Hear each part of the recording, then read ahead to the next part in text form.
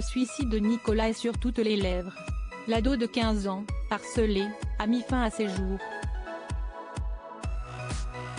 Le rectorat de Versailles ne l'a pas écouté, a même laissé entendre qu'il s'agissait d'un supposé harcèlement, et la lettre reçue par sa famille est terrible.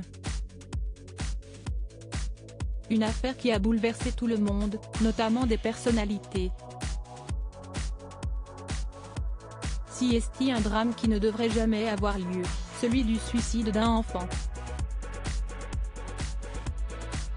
Nicolas, 15 ans, a mis fin à ses jours en septembre à Poissy. Ses parents et lui avaient dénoncé des faits de harcèlement scolaire et ont fait face à une absence totale de réaction de la part du rectorat de Versailles. Pire encore, ils ont reçu, 4 mois avant la mort du jeune homme, une lettre de réponse violente de la part du rectorat. Depuis ces révélations, de nombreuses personnalités ont fait part de leur écœurement. À commencer par Christophe Beaugrand qui a pris la parole dès ce week-end. La lettre du rectorat de Versailles sur l'affaire du harcèlement de Nicolas, écrite quelques mois avant son suicide en sept. Dernier, est à vomir. Les mots de la rectrice sont HONTEUX, a-t-il écrit sur X, ex-Twitter. Valérie Damido de son côté a publié, du coup le rectorat de Versailles est démis de ses fonctions non. Cette triste histoire est dans toutes les bouches et dans toutes les matinales de ce lundi. Les grandes gueules de RMC n'hésitant pas à dévoiler l'identité de la personne en charge du rectorat au moment de l'envoi de la lettre et la prenant même à partie, Charles Consigny lui demandant de présenter des excuses à la famille Leblay, famille de Nicolas.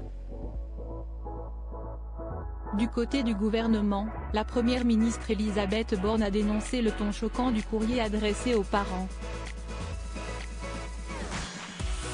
Il y a eu manifestement défaillance sur le type de réponse adressée à des parents qui étaient extrêmement inquiets, a-t-elle fait savoir.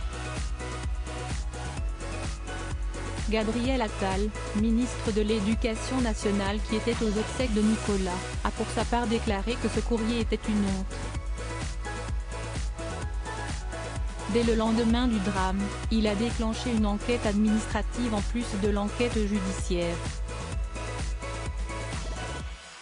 Les enquêteurs remettront leurs conclusions sous 15 jours. J'en tirerai toutes les conclusions y compris en matière de sanctions, a-t-il déclaré. Scolarisé au lycée professionnel Adrienne Bolland à Poissy, Nicolas y faisait sa rentrée en 3e en septembre 2022. Il a été très vite victime de harcèlement. Le professeur principal en a été informé mais rien n'a été fait alors qu'une altercation avait eu lieu. Nul, moche. Nicolas était harcelé par les deux mêmes personnes qui ont finalement été reçues par un conseiller principal d'éducation. Des sanctions ont-elles été prises? Nul ne le sait. En mars dernier, la famille de Nicolas prévient le service de lutte contre le harcèlement scolaire du ministère de l'Éducation nationale. Une main courante est ensuite déposée par Nicolas au commissariat en avril. Ce mois-là, selon une information du journal du dimanche, une assistante sociale prévient le proviseur que l'adolescent s'est plaint d'une situation ressentie comme harcelante. Aucune sanction n'est prise. Les parents écrivent alors au chef d'établissement pour lui demander d'agir et lui faire savoir qu'ils déposeraient plainte si une catastrophe devait arriver à leur fils. Quelques jours plus tard, arrive la fameuse lettre du rectorat de Versailles. Dans celle-ci, ils sont menacés d'un dépôt de plainte pour dénonciation calomnieuse. La lettre évoque aussi, le supposé harcèlement subi par Nicolas. Face à cette missive, le jeune homme s'effondre et n'a plus jamais été le même selon ses proches. L'issue de cette affaire a malheureusement été fatale.